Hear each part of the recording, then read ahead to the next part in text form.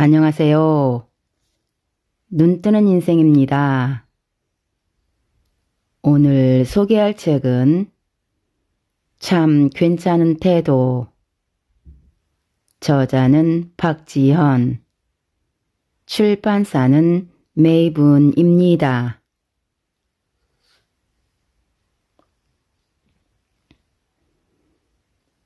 평생 가장 후회되는 한 가지.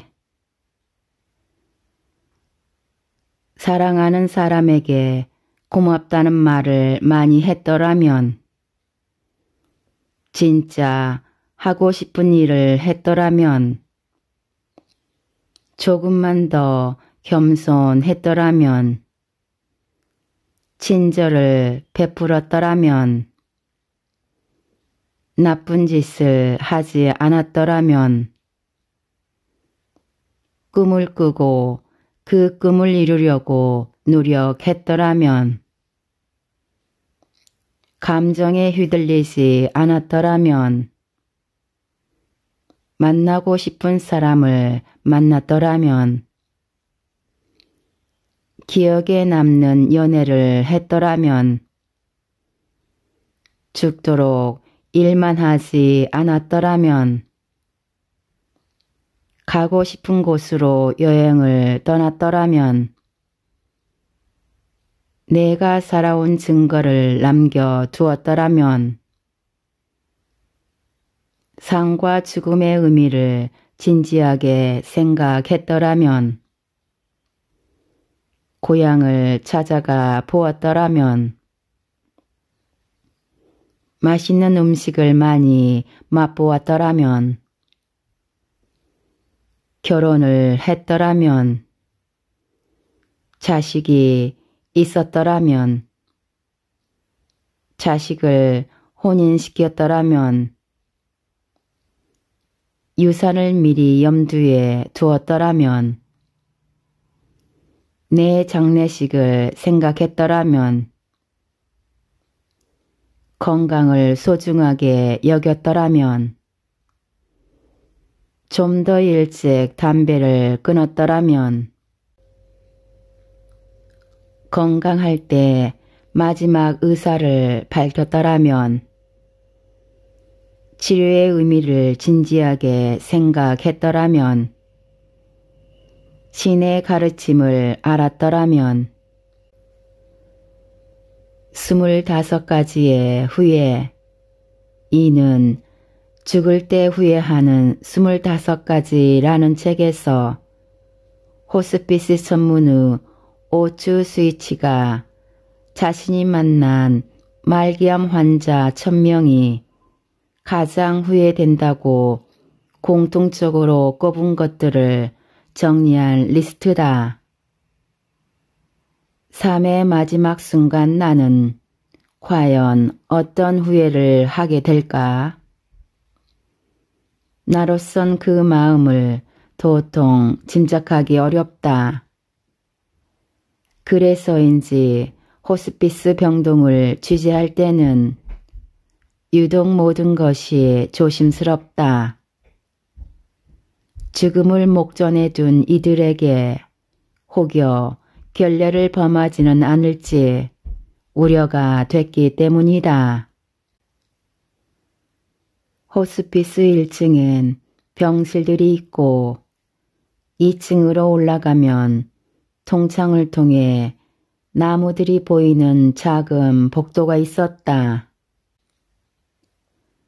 계단 끝에 다다르자 휠체어에 앉아 창밖을 바라보고 있는 한 환자가 보였다. 치료 때문에 삭발을 해서 뒷모습만 봐서는 남자인지 여자인지 알기 어려웠다. 가까이 가보니 30대 초반의 여자였다. 얼마 지나지 않아 그녀가 중얼거리듯 말했다. 아침에 일어나서 물 한 잔 마시는 거에 감사해 보셨나요? 그거 정말 감사한 거예요. 내가 지금 그 물 한 잔을 못 넘기거든요. 내가 이렇게 될 줄은 상상도 못했어요. 내 소원이 죽기 전에 물 한 잔만 시원하게 먹고 가는 거예요. 입이 마르니까 다른 건 먹고 싶지도 않고 그냥 빗물이라도 받아 먹고 싶다는 생각이 들 때가 있어요. 딱 한 가지 후회가 되는 게 있다면 좀 더 감사하면서 살 걸, 즐기면서 살 걸, 작은 일에도 기뻐하며 살 걸 하는 거죠. 없으면 없는 대로, 있으면 나누면서 그렇게 살아야 했는데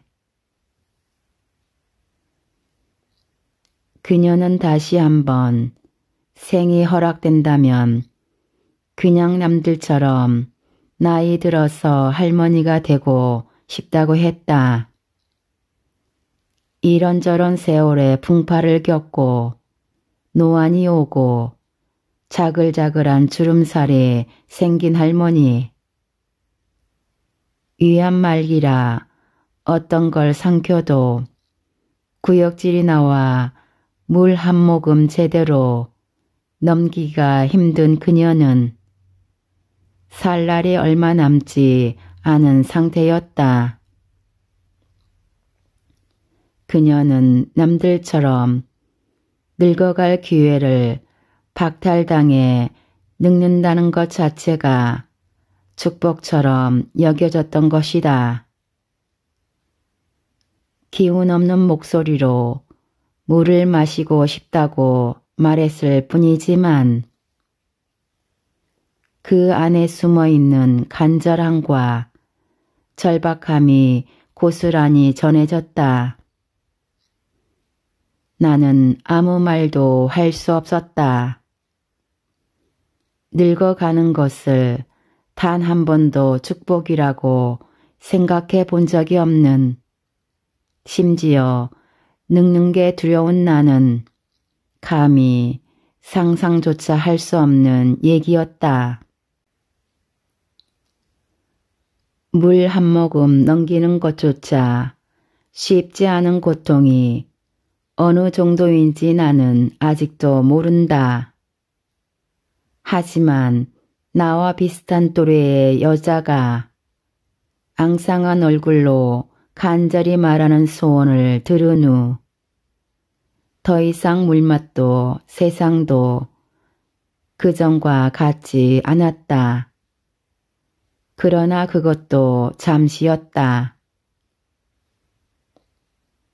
나는 다시 내게 주어진 것들보다 가지지 못한 것들에 눈을 돌리며 어떻게 하면 하나라도 더 채울 수 있을까 아쉬워하고 있다. 나는 왜 누리는 많은 것들 중 하나라도 잃게 되어야 그 소중함을 깨닫게 될까? 철학자 김진영은 세상을 떠나기 전 병상에서 집필한 애도일기 아침의 피아노에서 이렇게 말했다. 오늘은 주영이 화장실 가는 날. 외출을 망설이는 등을 떠민다. 내 재촉을 못 이겨 거울 앞에 앉은 모습을 바라본다. 작고 동그란 몸, 늘 웃음을 담고 있다가 아무 때나 홍수를 터뜨려서 무거운 세상을 해맑게 깨트리는 웃음 항아리 같은 몸. 나는 이 잘 웃는 여자를 떠날 수 있을까? 소중하지만 늘 곁에 있어서 당연하다고 생각했던 것들을 당연하게 여기지 않는 연습. 어쩌면 지금 나에게 필요한 것은 그게 아닐까? 법정 스님의 마지막 순간을 지켜보며 깨달은 것들. 이 몸뚱어리 하나를 처리하기 위해 소중한 나무들을 베지 마라. 내가 죽으면 강원도 오두막 앞에 내가 늘 좌선하던 커다란 넓적바위가 있으니 남아있는 땔감 가져다가 그 위에 얹어놓고 화장해 달라. 수의는 절대 만들지 말고 내가 입던 옷을 입혀서 태워달라. 그리고 타고 남은 재는 봄마다 나에게 아름다운 꽃 공양을 바치던 오두막들의 철쭉나무 아래 뿌려달라. 그것이 내가 꽃에게 보답하는 길이다. 어떤 거창한 의식도 하지 말고 세상에 떠들썩하게 알리지 말라. 루시와 시인이 홈페이지를 통해 전한 법정 스님의 유언이다. 법정 스님은 마지막 가는 길까지 자신의 몸을 태워 가며 육순이 한줌의 죄로 사라지는 게 인생이라고. 결국 빈손으로 왔다가 빈손으로 떠나는 게 인생이니 지금 이 순간을 살아가면 그뿐이라고 알려주었다. 자신을 태운 불꽃으로 텅 빈 공간을 만들고 그 불꽃 속에서 사람들이 자신을 깊이 바라보며 사유할 수 있게 만들어준 것이다. 법정 스님은 살아생전 제이노 작가와의 대담에서도 늙음이나 죽음은 결코 두려워할 게 아니라며 이렇게 말했다. 사람도 살 만큼 살았으면 그만 물러나야지요. 죽음은 나무가 자라는 것처럼 자연스러운 일이거늘 육신을 자신의 소유물로 여겨 소유물이 소멸된다고 생각 때문에 편안히 눈을 못 감는 것이지요. 죽음을 삶의 끝으로 생각하면 안 됩니다. 새로운 삶의 시작으로 생각할 수 있어야 합니다. 이렇게 생각하면 죽음이란 조금도 두려워할 것 없는 지극히 자연스러운 일이에요. 대신 내가 지금 이 순간순간을 얼마나 나답게 살고 있는지가 우리의 과제이지요. 현재 주어진 시간과 에너지를 어떻게 쓰고 있느냐, 또 이것이 이웃에게 어떤 영향을 미치고 있느냐를 늘 생각해야 합니다.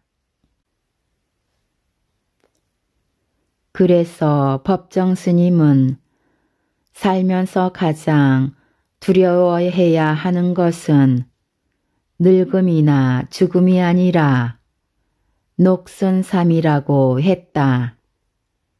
항상 녹슬지 않도록 내 삶을 돌봐야 한다는 뜻이다. 다음은 법정 스님의 에세이 아름다운 마무리에서 내가 좋아하는 구절이다. 나이가 어리거나 많거나 간에 항상 배우고 익히면서 탐구하는 노력을 기울이지 않으면 누구나 삶에 녹이 쓴다. 깨어있고자 하는 사람은 삶의 종착점에 이를 때까지 자신을 묵혀두지 않고 거듭거듭 새롭게 일깨워야 한다. 이런 사람은 이 다음 생에 문전에 섰을 때도 당당할 것이다. 불교 신자는 아니지만 나는 가끔씩 삶과 죽음에 대해 생각할 때면 한치의 미련도 없이 살 때는 삶에 철저했고 죽을 때는 죽음에 철저했던 법정 스님이 떠오른다. 어쩌면 다비식을 지켜보며 육신이 한 줌의 재가 되어 버리는 순간을 목도하는 강렬한 체험을 한 것이 그때가 처음이자 마지막이었기 때문일지도 모른다. 불꽃을 보며 했던 생각을 잊지 않겠다고 다짐했지만 지금 이 순간을 나답게 잘 살아내고 있는지 내 삶에 녹이 쓴 부분은 없는지 돌아보면 부끄럽기 그지없다. 사랑은 함께 있되 거리를 두는 것이다. 카누 국가대표인 이순자 선수를 처음 만난 건 2008년 베이징 올림픽 후였다.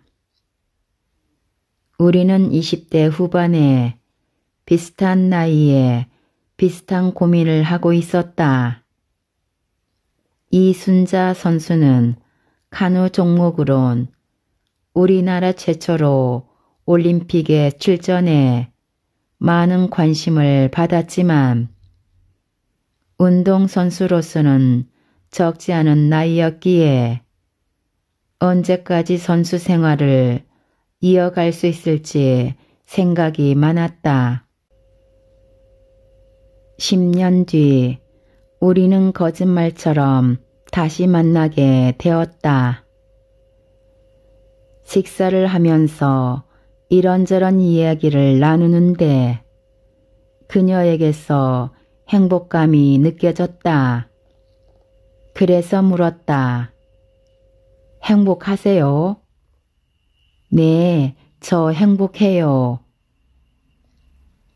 사실 가볍게 밥 먹는 분위기에선 뜬금없는 질문이었을 텐데 한치의 망설임도 없이 바로 답하는 그녀를 보며 아, 저렇게 주저함없이 지금 행복하다고 말한 적이 내게는 언제였나 하는 생각이 들었다. 언제부터 행복했느냐고 물으니 남편을 만나고 나서라고 했다. 그 전에도 카누를 좋아했지만 끊임없이 혹시 카누를 못하게 되면 어떡하지?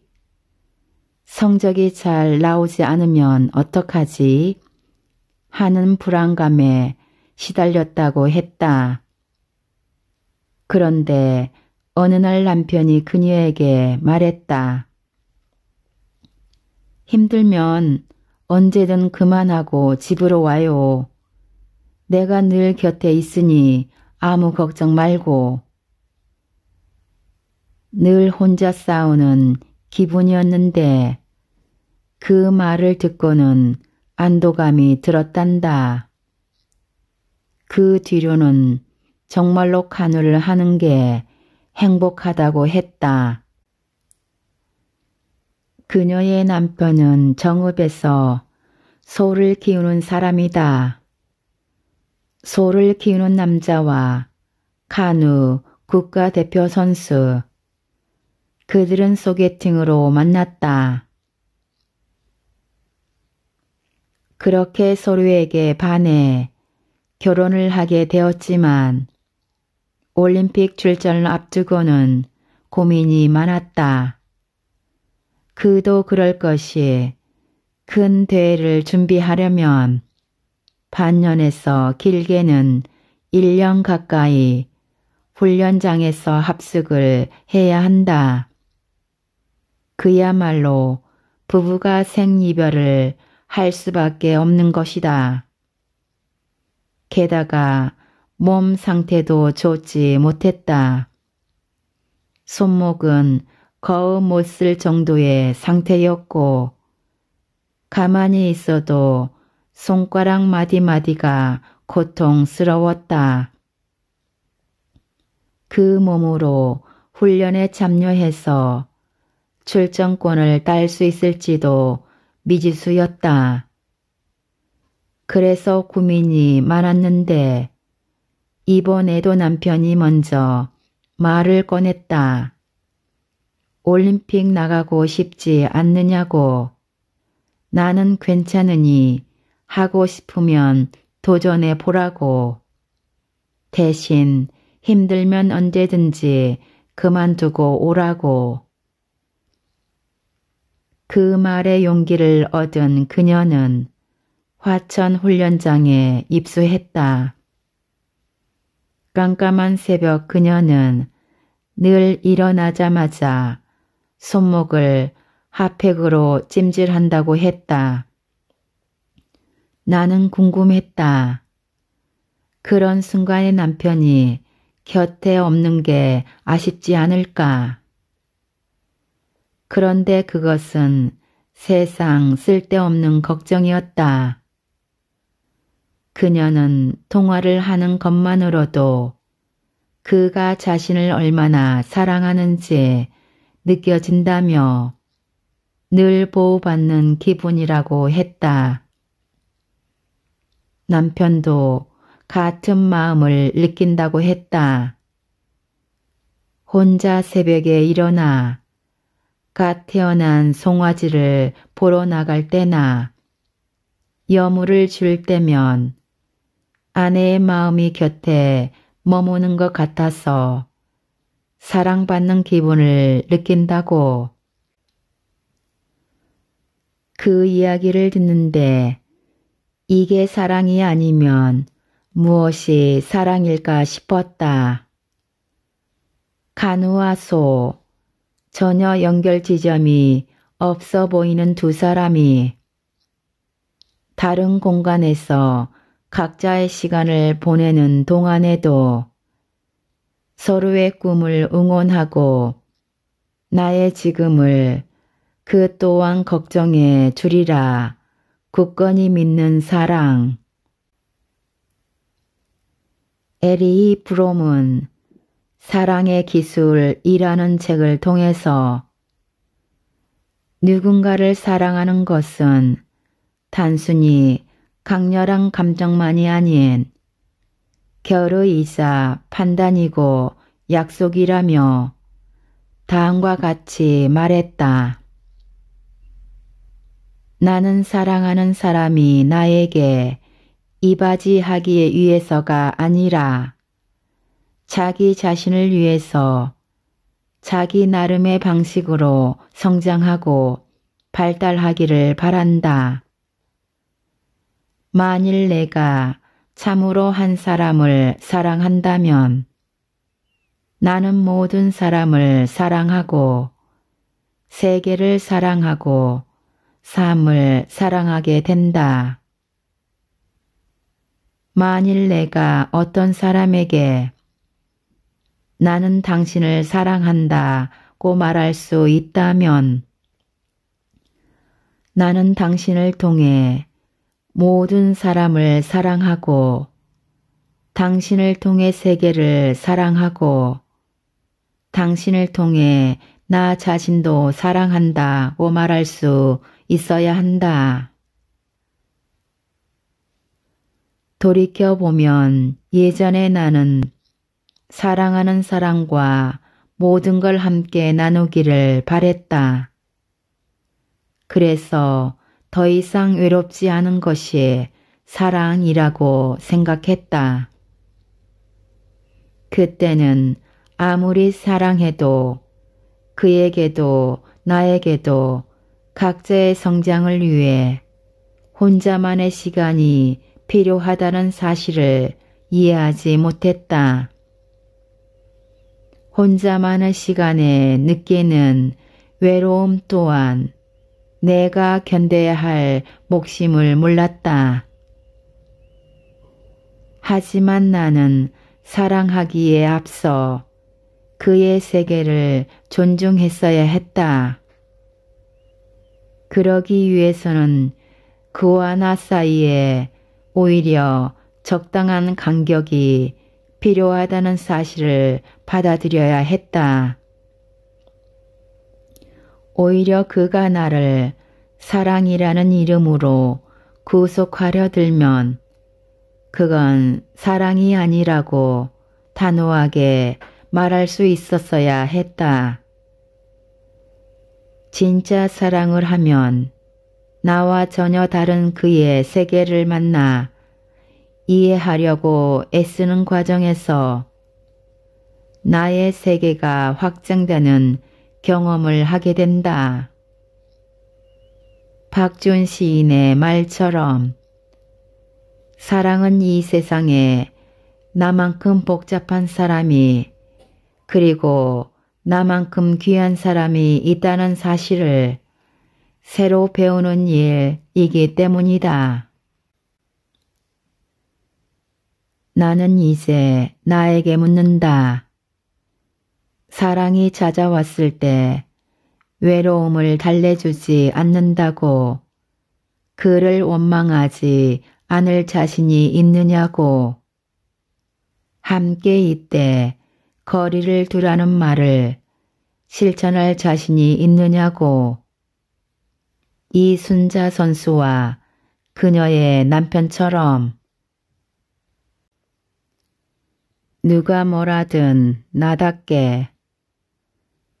해가 지고 동대문 거리의 상점들이 문을 닫기 시작할 무렵 동대문 도매시장의 불빛이 하나둘 켜지기 시작했다. 밤 10시가 넘어가니 도매시장 주위로 사람들이 몰려들며 활기가 넘쳐났다. 밤낮이 바뀐 세상, 층마다 단칸 점포들이 다닥다닥 붙어있고 그 사이를 가로지르는 좁은 복도는 온갖 지역에서 몰려든 상인들로 정신이 없었다. 좁은 복도 사이를 뛰어다니는 젊은 청년들이 눈에 들어왔다. 그들은 자기 몸에 바는데 보이는 옷 봉지들을 어깨에 짊어지고 복도를 누비고 다녔다. 몸을 쓰는 일을 하는 경우 보통 편한 복장을 입게 마련인데 그들은 각자 자신의 취향과 개성을 한껏 살린 옷을 입고 있었다. 어떤 청년은 장발에 화려한 머리띠를 하고 있었고 어떤 청년은 지금 당장 잡지 화보에 실려도 될 것 같은 패션이었다. 알고 보니 그들은 사입삼촌이라고 불리는 사람들이었다. 동대문에 직접 오지 못하는 다른 지역의 소매업체들이 주문한 옷들을 대신 구매해주고 배송하는 일을 한다고 했다. 보통 밤 11시부터 다음날 새벽 6시까지 일하는데 주문 대장을 확인하고 물건을 픽업하고 퀵이나 택배차가 기다리는 곳까지 옷을 운반하다 보면 바빠서 잠시도 쉴 틈이 없었다. 10에서 20kg 정도 되는 옷봉지를 몇 개씩 어깨에 짊어지고 계단을 오르내리다 보면 체력은 기본이다. 그런데 동대문에서 사입삼촌으로 자리를 잡으려면 체력만으론 안 된다. 거래업체를 늘리기 위해서는 잘 팔릴 만한 옷을 고르는 안목도 갖추어야 한다. 그래서 사입삼촌으로 일하는 사람들 중에는 패션을 좋아하고 그와 관련된 꿈을 가진 청년들이 많다. 벌써 동대문에 들어온 지 3년째인 어떤 청년은 잠시 쉬는 동안 휴대폰을 보고 있었는데 마침 보고 있는 기사가 M4 세대에 대한 기사였다. 연애, 결혼, 주택 마련 등 포기한 게 너무 많아 셀 수 없다는 의미를 담고 있는 M4 세대. 그런데 그는 그 어느 것도 포기해야겠다는 생각을 해본 적이 없어 기사에 동의할 수 없다고 했다. 물론 자신은 학력도 스펙도 변변치 않아서 동대문으로 왔지만 여기에서는 누구든 열심히 한 만큼 결과가 나온다는 믿음이 있기에 앞으로도 목표를 가지고 최선을 다할 거라고 했다. 그 어느 것도 포기할 생각이 없다는 그의 답에 나는 적잖이 놀랐다. 나는 아마도 기사에 나온 다른 사람들처럼 그도 사회에 대한 불만과 미래에 대한 두려움을 털어놓지 않을까 예상했던 것 같다. 그런데 그는 포기 대신 자신이 이룰 미래의 성취를 그리고 있었다. 그로부터 6년이 지난 2019년 대학생들 사이에서는 여러 사건들을 통해 공정사회에 대한 회의감이 만연했다. 그 모습을 안타깝게 지켜보던 어느 날 사입삼촌들이 생각났다. 그들은 여전히 꿈을 이룰 수 있다는 희망을 가지고 있을까? 그리고 그때처럼 확신에 찬 답을 말할 수 있을까? 그래서 나는 다시 동대문을 찾았고 한 사입삼촌을 만나게 되었다. 그는 어릴 때부터 명품 디자인을 하는 게 꿈이었다고 한다. 그런데 그쪽에서 일하려면 명문대를 가거나 유학을 가야 한다는데 공부를 특출나게 잘하는 것도 아니고 집안 형편도 어려워 그럴 엄두를 내지 못했다. 하지만 목표가 확실했던 그는 중학교 때 혼자 서울로 올라와서 동대문 근처에서 숙식하며 학교도 다니고 일도 했다. 어머니는 그의 키가 작은 게 그때 자신 옆에서 못생긴 탓에 그런 거라고 미안해 했지만 그는 별로 신경 쓰지 않는다고 했다. 밤낮 없이 일하기 때문에 가끔 만보기를 재보면 하루 4, 5만 보라는 말도 안 되는 숫자가 나올 때가 있다면서 그는 걸음의 수만큼 꿈에 가까워질 거라 믿는다고 했다. 동대문이라는 미로 속에서 길을 잃지 않는 것처럼 환경에 지배당하기보다 환경을 지배하면서 살겠다고 했다. 마지막으로 그는 절대로 자신을 의심하지 않는다고 말했다. 시간이 갈수록 계층 이동은 어려워지고 불평등은 더욱 심화되고 있다. 아무리 노력해도 타고난 환경이 받쳐주지 않으면 꿈을 이루는 건 어려운 일이라며 무기력이 팽팽한 것이 요즘 현실이기도 하다.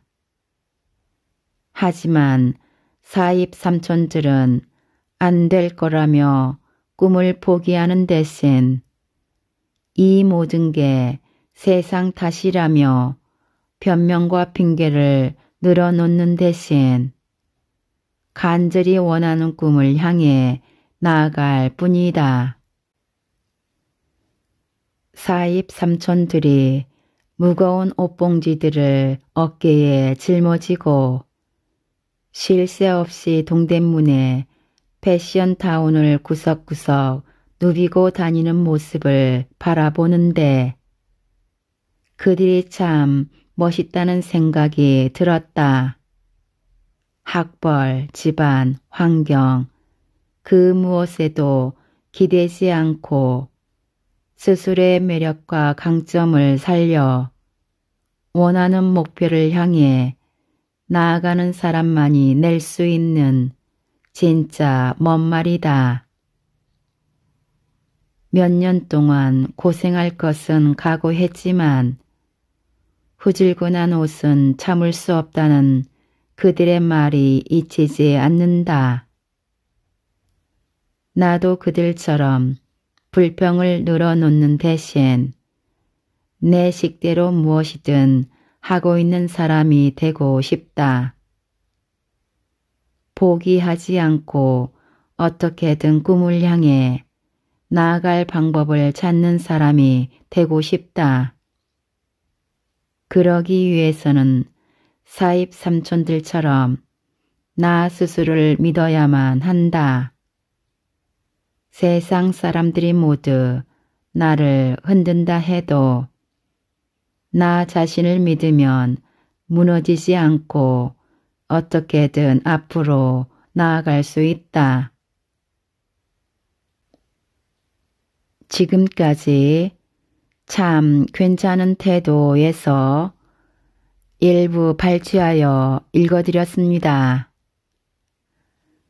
눈뜨는 인생의 리뷰 한마디는 아래 댓글에 있습니다.